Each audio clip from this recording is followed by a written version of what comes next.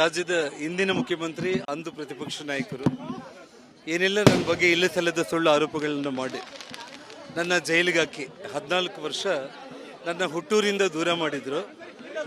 ಇವತ್ತು ಸರ್ವೋಚ್ಚ ನ್ಯಾಯಾಲಯ ಶಾಶ್ವತವಾಗಿ ನಾನು ಬಳ್ಳಾರಿಯಲ್ಲಿ ನೆಲೆಸೋದಕ್ಕೆ ಇವತ್ತೇನು ಸುಪ್ರೀಂ ಕೋರ್ಟ್ ಪರ್ಮಿಷನ್ ಕೊಟ್ಟಿದೆ. ನಿಜವಾಗ್ಲೂ ಕೂಡ ಅದನ್ನು ಮಾತಲ್ಲಿ ಹೇಳೋದಕ್ಕೆ ಸಾಧ್ಯನೇ ಇಲ್ಲ. ಆ ಭಗವಂತ ಇವತ್ತು ನಮ್ಮ ಅಲ್ಲಿಪುರಿ ತಾತ ಆಗಿರ್ಬೋದು, ಬಳ್ಳಾರಿ ತಾಯಿ ದುರ್ಗಮ್ಮ ಆಗಿರ್ಬೋದು, ಅಂಜನಾದ್ರಿ ಹನುಮಂತ ಎಲ್ಲರ ಆಶೀರ್ವಾದದಿಂದ ಇವತ್ತು ನನ್ನ ಹುಟ್ಟೂರಿಗೆ ನಾನು ಬಂದಿದ್ದೀನಿ.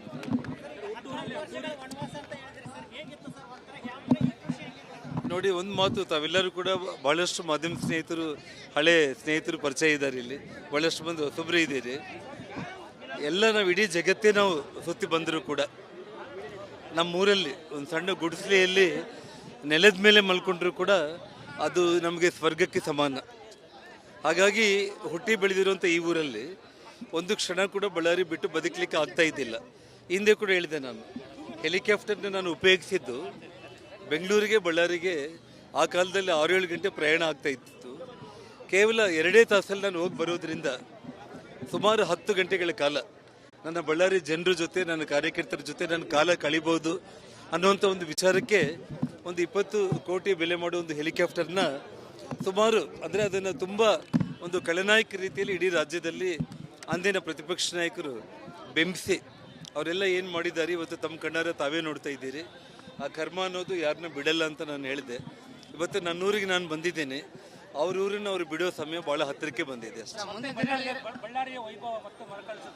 ಖಂಡಿತವಾಗ್ಲೂ ಕೂಡ ನೋಡಿ, ನನಗೆ ತಮ್ಮೆಲ್ಲರೂ ಕೂಡ ಮೊದಲಿಂದ ಕೂಡ ಗೊತ್ತು, ಶ್ರೀನಿವಾಸ್ ನಿಮಗೂ ಸೀನಿಯರ್ ಇದ್ದೀರಿ.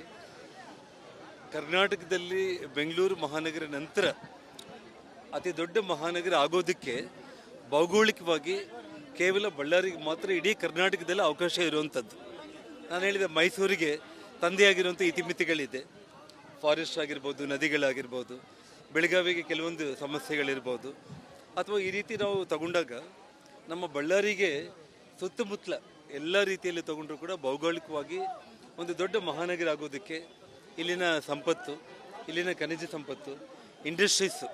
ನಾನು ಒಂದು ಮಾತಿನೊಂದು ಸ್ಲೋಗನ್ ಹೇಳಿದ್ದೆ, ನಾನು ಚೈನಾಗೆ ಬೀಜಿಂಗ್ ಯಾವ ರೀತಿನೋ ಭಾರತಕ್ಕೆ ಬಳ್ಳಾರಿ ಆ ರೀತಿ ಆಗಬೇಕು ಅಂತೇಳಿ ನಿಮ್ಮೆಲ್ಲರ ಒಂದು ಆಶಯದಂತೆ ಇವತ್ತೇನು ಬೀಜಿಂಗ್ ಚೈನಾಗೆ, ಭಾರತಕ್ಕೆ ಬಳ್ಳಾರಿ ಅಂದರೆ ಸ್ಟೀಲ್ ಹಬ್, ಸೋಲಾರ್ ಹಬ್ ಆಗಬೇಕು. 10 ಲಕ್ಷ ಯುವಕರಿಗೆ ಇಡೀ ಉತ್ತರ ಕರ್ನಾಟಕ ಭಾಗದಲ್ಲಿ ಅವರಿಗೆ ಉದ್ಯೋಗ ಅವಕಾಶ ಸಿಗಬೇಕು ಅನ್ನೋ ಕನಸು ಕಂಡು ನಾನು ಮಾಡ್ತಾ ಇದ್ದೆ. ಆ ಎಲ್ಲ ಕನಸುಗಳನ್ನು ನನಸು ಮಾಡ್ಕೊಳ್ಳೋದಕ್ಕೆ ಅವಕಾಶ ಕೊಡದೇನೆ ಇಷ್ಟೆಲ್ಲ ಕೆಲಸಗಳು ಮಾಡಿದರೆ ಶಾಶ್ವತವಾಗಿ ರಾಜಕೀಯದಲ್ಲಿ ಇವರು ನೆಲೆಯೂರ್ತಾರೆ ಅಂತ ಅಂದ್ಕೊಂಡ್ರೆ ಆಗಲಿ, ನನಗೆ ರಾಜಕೀಯಕ್ಕಿಂತ ಮುಖ್ಯವಾಗಿದ್ದು ಕಡು ಬಡತನದಿಂದ ಬಂದಿರುವಂಥ ನಾವು ಈ ಬಳ್ಳಾರಿ ತೀರಾ ಹಿಂದುಳಿದ ಭಾಗ ಅಂತೇಳಿ ಹಣೆಪಟ್ಟಿಗೆ ಕಾರಣ ಆಗಿರುವಂಥ ನಮ್ಮ ಬಳ್ಳಾರಿಯನ್ನು ಅತ್ಯಂತ ಶ್ರೀಮಂತ ಜಿಲ್ಲೆಯಾಗಿ ಇಡೀ ಪ್ರಪಂಚ ಪುಟದಲ್ಲಿ ಬಳ್ಳಾರಿ ಎದ್ದು ಕಾಣಿಸ್ಬೇಕು ಅನ್ನೋ ಕನಸು ನನಗೇನಿತ್ತು. ತಮ್ಮೆಲ್ಲರ ಆಶೀರ್ವಾದದಿಂದ, ಬಳ್ಳಾರಿ ಜನತೆಯ ಆಶೀರ್ವಾದದಿಂದ, ಅಖಂಡ ಜಿಲ್ಲೆಯ ಜನರ ಆಶೀರ್ವಾದದಿಂದ ಖಂಡಿತವಾಗ್ಲೂ ಕೂಡ ಆ ಭಗವಂತ ನನಗೆ ಆರೋಗ್ಯ, ಆಯುಷ್ಯ ಅನ್ನೋದು ಒಂದೇ ಕೊಡಬೇಕು. ಬಿಟ್ಟರೆ ನನ್ನ ಕನಸನ್ನು ನನಸು 100ಕ್ಕೆ 100 ನಾನು ಮಾಡೇ ಮಾಡ್ತೀನಿ. ಬಳ್ಳಾರಿ ಚಿತ್ರ 2000 ನಂತರ ಸಂಪೂರ್ಣವಾಗಿ ಬದಲಾಗಿದೆ. ಈಗ ಅಖಂಡ ಬಳ್ಳಾರಿ ಜಿಲ್ಲೆ ನಂತರ ಬಳ್ಳಾರಿ ಸಂಪೂರ್ಣ ಕಾಂಗ್ರೆಸ್ಮಯ ಆಗಿದೆ. ತಾವು ಬಳ್ಳಾರಿ ಬರ್ತಾ ಇದ್ರಿ, ದೊಡ್ಡ ಸವಾಲು ಕೂಡ ಇದೆ ತಮಗೆ. ನೋಡಿ, ನಾನು ಒಂದು ವಿಷಯ ಹೇಳ್ತಾ ಇದ್ದೀನಿ. ಒಂದು ಕಾಲದಲ್ಲಿ ಬಳ್ಳಾರಿಯಲ್ಲಿ ಗ್ರಾಮ ಪಂಚಾಯಿತಿ ಸದಸ್ಯರು ಕೂಡ ಇಲ್ಲದೇ ಇರುವಂಥ ಈ ಜಿಲ್ಲೆಯಲ್ಲಿ 189 ಗ್ರಾಮ ಪಂಚಾಯಿತಿಗಳಲ್ಲಿ ಕೂಡ ಅಧಿಕಾರವನ್ನು ಕೈಗೊಂಡು ಪುರಸಭೆಗಳಲ್ಲಿ, ಪಟ್ಟಣ ಸಭೆಗಳಲ್ಲಿ, ನಗರಸಭೆಗಳಲ್ಲಿ, ಬಳ್ಳಾರಿ ಮಹಾನಗರ ಪಾಲಿಕೆಯಲ್ಲಿ ಇಡೀ ಕರ್ನಾಟಕ ರಾಜ್ಯದಲ್ಲಿ ಮೊದಲ ಜಿಲ್ಲಾ ಪಂಚಾಯತ್ ಬಳ್ಳಾರಿಯನ್ನು ಹೆಗ್ಗಳಿಕೆಗೂ ನಾನಿವತ್ತು ಏನು ಕಷ್ಟಪಟ್ಟು ಇವತ್ತು ನಾವೆಲ್ಲರೂ ಕೂಡ ಅಭಿವೃದ್ಧಿ ಮಾಡಿದ್ದೀವಿ. ಇವತ್ತು ಒಂದು ಕಾಲಕ್ಕೆ ತಕ್ಕಂಗೆ ಇವತ್ತು ಅದು ನನ್ನ ಅನುಪಸ್ಥಿತಿ ಅಂತ ನಾನು ಹೇಳೋದಕ್ಕಿಂತ ಕೂಡ ಕೆಲವೊಂದು ಕಾರಣಗಳಿಂದ ಇವತ್ತು ಪಕ್ಷ ಹಿನ್ನಡೆ ಅನುಭವಿಸಿರ್ಬೋದು. ಬರೋ ದಿನಗಳಲ್ಲಿ ಸಂಪೂರ್ಣ ಅಖಂಡ ಜಿಲ್ಲೆಯಲ್ಲಿ ಭಾರತೀಯ ಜನತಾ ಪಕ್ಷ ಮತ್ತೆ ಪುಟಿದೇಳುತ್ತೆ. 100ಕ್ಕೆ 100 ಇಡೀ ದೇಶ ನೋಡುವಂಥ ಒಂದು ರೀತಿಯಲ್ಲಿ ಬರೋ ದಿನಗಳಲ್ಲಿ ಇವತ್ತು ಈ ಸರ್ಕಾರ ಈ ಒಂದೇ ವರ್ಷದಲ್ಲೇ ತನ್ನ ಕಳೆಯನ್ನು ಕಳ್ಕೊಂಡ್ಬಿಟ್ಟಿದೆ. ಇವತ್ತು ಜನರ ವಿಶ್ವಾಸ ಕಳ್ಕೊಂಡಿದೆ. ಬರೋ ದಿನಗಳಲ್ಲಿ ಯಾವ ರೀತಿ ಸನ್ಮಾನ್ಯ ಯಡಿಯೂರಪ್ಪ ಅವ್ರ ಜೊತೆಯಲ್ಲಿ ನಾವು 2008ರಲ್ಲಿ ನಾವು ಕೆಲಸ ಮಾಡಿದ್ದೀವೋ, ಆ 28ಕ್ಕೆ 2 ದಶಕಗಳ ನಂತರ ಮತ್ತೆ ಆ ಪೂರ್ವ ವೈಭವ ಈ ಜಿಲ್ಲೆಗೆ ಬರುತ್ತೆ ಮತ್ತು ಎಲ್ಲ ನನ್ನ ಕನಸಿನ ಯೋಜನೆಗಳು ಪೂರೈಸುತ್ತೆ. ಇಡೀ ನಮ್ಮ 13 ಉತ್ತರ ಕರ್ನಾಟಕ ಜಿಲ್ಲೆಗಳಲ್ಲಿರುವಂಥ ಯುವಕರು ಎಲ್ಲರೂ ಕೂಡ ಉದ್ಯೋಗಾವಕಾಶಕ್ಕೆ ಈ ನಮ್ಮ ಭಾಗದಲ್ಲೇ ಅವರು ಜೀವನ ಮಾಡುವಂಥ ಒಂದು ಒಳ್ಳೆ ಸಮಯ ಮುಂದೆ ಬಂದೇ ಬರುತ್ತೆ. ಮುಂದೆ ಯಾವ ರೀತಿಯಾಗಿ ಒಗ್ಗಟ್ಟಾಗಿ ಪಕ್ಷವನ್ನು ಕಟ್ತೀರಿ? ನೋಡಿ, ವಿಷಯ ಇಲ್ಲಿ ಸಹೋದರರು ಸ್ನೇಹಿತರು ಅನ್ನೋ ಪ್ರಶ್ನೆ ಬರಲ್ಲ. ಇವತ್ತು ಪಕ್ಷ ಮುಖ್ಯ. ಪಕ್ಷ ಏನು ನಿರ್ಧಾರ ತಗೊಳ್ಳುತ್ತೆ, ಪಕ್ಷದ ಆಶಯದಂತೆ ನಾನು ಮುನ್ನುಗ್ತೇನೆ ಬಿಟ್ಟರೆ ಇಲ್ಲಿ ಯಾವುದೇ ಒಂದು ವೈಯಕ್ತಿಕ ಸಂಬಂಧಗಳಿಗೆ ನಾನು ಪ್ರಾಮುಖ್ಯತೆ ಕೊಡೋ ಪ್ರಶ್ನೆನೇ ಬರಲ್ಲ. ಜಿಲ್ಲೆ ವಿಭಜನೆ ಆಯಿತು ಸರ್, ಬಳ್ಳಾರಿ ವಿಭಜನೆ ಆಯಿತು, ಈಗ ಎರಡೂ ಕೋಆರ್ಡಿನೇಟ್ ಮಾಡ್ಕೊಂಡು ಹೋಗ್ಬೇಕು ಸರ್. ಯಾವ ನೋಡಿ, ಕೆಲವೊಂದು ನಾನು ಯಾರು ಹೆಸರನ್ನು ಪ್ರಸ್ತಾಪ ಮಾಡೋಕ್ಕೆ ಇಷ್ಟಪಡಲ್ಲ. ಏನು ಈ ಹಂಪಿ, ಬಳ್ಳಾರಿ ಅಂತಂದರೆ ಹಂಪಿ, ಆ ಒಂದು ವಿಚಾರದಲ್ಲಿ ಕೆಲವೊಬ್ಬರು ರಾಜಕೀಯವಾಗಿ ದುರುದ್ದೇಶದಲ್ಲಿ ಸ್ವಾರ್ಥಕ್ಕೆ ಅವ್ರು ಏನು ಪ್ರಯತ್ನ ಮಾಡಿದರು, ಅವ್ರು ಇವತ್ತು ರಾಜಕೀಯವಾಗಿ ಅವರು ವನವಾಸ ಅನುಭವಿಸ್ತಾ ಇದ್ದಾರೆ. ನಾನು ಹೇಳ್ತಾ ಇರೋದು ಅದೆಲ್ಲವುದನ್ನು ಮರೆಯೋಣ ನಾವು. ಇವತ್ತು ನನಗೆ ಇಡೀ ಅಖಂಡ ಜಿಲ್ಲೆ ಆಗಿರ್ಬೋದು, ಉತ್ತರ ಕರ್ನಾಟಕ, ದಕ್ಷಿಣ ಕರ್ನಾಟಕ ಅನ್ನೋದಲ್ಲ. ಒಬ್ಬ ಭಾರತೀಯ ಜನತಾ ಪಕ್ಷದ ಕಾರ್ಯಕರ್ತನಾಗಿ ಜನರು ಇಡೀ ರಾಜ್ಯದಲ್ಲಿ ಎಲ್ಲಿಗೋದ್ರೂ ಕೂಡ ಇದೇ ಸ್ವಾಗತವನ್ನು ಕೊಡ್ತಾ ಇದ್ದಾರೆ. ಪಕ್ಷದ ಏಳಿಗೆಗೋಸ್ಕರ ನಾನು ಶ್ರಮ ಪಡ್ತೀನಿ. ಸಂಡೂರು ಉಪಚುನಾವಣೆಯಲ್ಲಿ ನಾನು ಉಸ್ತುವಾರಿ ವಹಿಸಿಕೊಳ್ಳೋದು ಮುಖ್ಯ ಅಲ್ಲ. ಒಬ್ಬ ಸಾಮಾನ್ಯ ಕಾರ್ಯಕರ್ತನಾಗಿ ಮನೆ ಮನೆಗೂ ಕೂಡ ತೆರಳಿ 100ಕ್ಕೆ 100 ಸಂಡೂರು ಉಪಚುನಾವಣೆಯಲ್ಲಿ ಭಾರತೀಯ ಜನತಾ ಪಕ್ಷದ ಅಭ್ಯರ್ಥಿ ಪ್ರಚಂಡ ಬಹುಮತದಿಂದ ಒಂದು ಐತಿಹಾಸಿಕ ಗೆಲುವನ್ನು ನೋಡುವಂಥ ಒಂದು ರೀತಿಯಲ್ಲಿ ನಾನು ಗೆಲ್ಲಿಸ್ಕೊಂಡು ಬರ್ತೀನಿ. ಒಬ್ಬ ಸಾಮಾನ್ಯ ಕಾರ್ಯಕರ್ತರಾಗಿ ಅನ್ನೋ ವಿಶ್ವಾಸ ನನಗಿದೆ.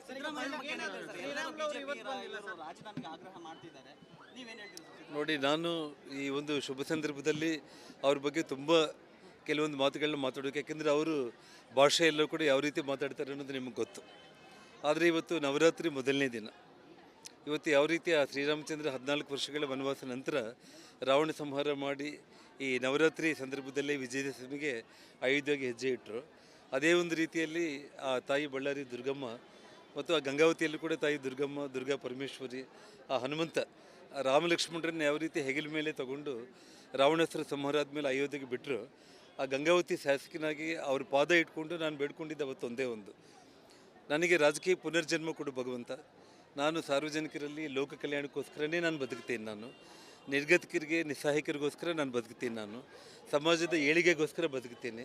ನನಗೆ ಇನ್ನೊಂದು ಅವಕಾಶ ಕೊಡು ಅಂತ ಆ ಸ್ವಾಮಿ ಪಾದ ಇಟ್ಕೊಂಡು ಒಂದು ಬೇಡಿಕೆ. ಎರಡನೇ ಬೇಡಿಕೆ, ನನಗೆ ಜನ್ಮಸ್ಥಳ ಆಗಿರೋ ಬಳ್ಳಾರಿಗೆ ನಾನು ಮತ್ತೆ ಪುನಃ ಪ್ರವೇಶ ಮಾಡೋದಕ್ಕೆ ಆ ರಾಮಲಕ್ಷ್ಮಣರನ್ನ ತಗೊಂಡು ಹೋದಾಗೆ ನನ್ನ ಊರಿಗೆ ತಗೊಂಡೋಗಿ ಬಿಡು ಅಂತ ಬೇಡ್ಕೊಂಡೆ. ಸೊ ಅಂಜನಾದ್ರಿ ಹನುಮಂತ ಎರಡೂ ಆಸೆಗಳನ್ನ ಪೂರೈಸಿದ್ದಾರೆ. ಈ ಸಂದರ್ಭದಲ್ಲಿ ಸಿದ್ದರಾಮಯ್ಯ ಅವ್ರ ವಿಚಾರದಲ್ಲಿ ನಾನು ಒಂದೇ ಒಂದು ಮಾತನ್ನು ಹೇಳ್ತೀನಿ. ಅವರೇನು ಕೆಟ್ಟದಾಗಿ ನಮ್ಮ ಬಗ್ಗೆ ಇವತ್ತು ನಾವೇನು ಕಡುಬಡತನದಿಂದ ಬಂದು ಬಳ್ಳಾರಿ ಜನರ ಏಳಿಗೆಗೋಸ್ಕರ ರಾತ್ರಿ ಹಗಲು ಕೆಲಸ ಮಾಡಬೇಕಂತ ಆಸೆ ಪಟ್ಟಿದ್ದೆ. ನಾನು ಏನು ವಿಜಯನಗರ ಅಭಿವೃದ್ಧಿ ಪ್ರಾಧಿಕಾರ ಅಂತ ರಚನೆ ಮಾಡಿ 10 ಇಂಡಸ್ಟ್ರೀಸ್, ಜಿಂದಾಲ್ ಮಾತ್ರ ಅಲ್ಲ, ಲಕ್ಷ್ಮೀ ಮಿಟಲ್ಲು, ಭೂಷಣ್ ಸ್ಟೀಲ್ಸು, ಟಾಟಾದವರು, NMDC ಇಂಥವರೆಲ್ಲ ಕೂಡ ಬರಬೇಕು, ನಿರುದ್ಯೋಗ ಸಮಸ್ಯೆಯಲ್ಲಿ ನಿವಾರಣೆ ಆಗಬೇಕು ಅನ್ನೋ ಕನಸನ್ನು ಒಂದು ವಿಮಾನಾಶ್ರಯ ಅಂತಾರಾಷ್ಟ್ರೀಯ ಮಟ್ಟದಲ್ಲಿ ಇಲ್ಲಿ ಬರಬೇಕು, ಈ ಭಾಗ ಅತ್ಯಂತ ಮುಂದುವರೆದ ಒಂದು ಜಿಲ್ಲೆಯಾಗಿದ್ದು ಆಗಬೇಕು ಅಂತ ಕನಸು ಕಂಡಿದ್ದೆ. ಆ ಎಲ್ಲ ಕನಸುಗಳನ್ನ ನುಚ್ಚುನೂರು ಮಾಡಿ ಒಂದು ಖಳನಾಯಕ ರೀತಿಯಲ್ಲಿ ನಮ್ಮನ್ನು ಬಿಂಬಿಸಿರುವಂಥ ಸಿದ್ದರಾಮಯ್ಯ ಅವರು ಈ ಕರ್ಮದ ಫಲ ಅವರು ಅನುಭವಿಸಲೇಬೇಕು. ಬಳ್ಳಾರಿ ಜಿಲ್ಲೆಯ ಜನರ ಶಾಪದಿಂದ ತಪ್ಪಿಸಿಕೊಳ್ಳೋ ಪ್ರಶ್ನೆಯೇ ಇಲ್ಲ. ಯಾವುದೇ ಕಾರಣಕ್ಕೂ ಕೂಡ ಆ ತಾಯಿ ಚಾಮುಂಡೇಶ್ವರಿ ಏನು ಮಾಡಬೇಕು ಅದನ್ನು ತಾಯಿ ಮಾಡ್ತಾಳೆ.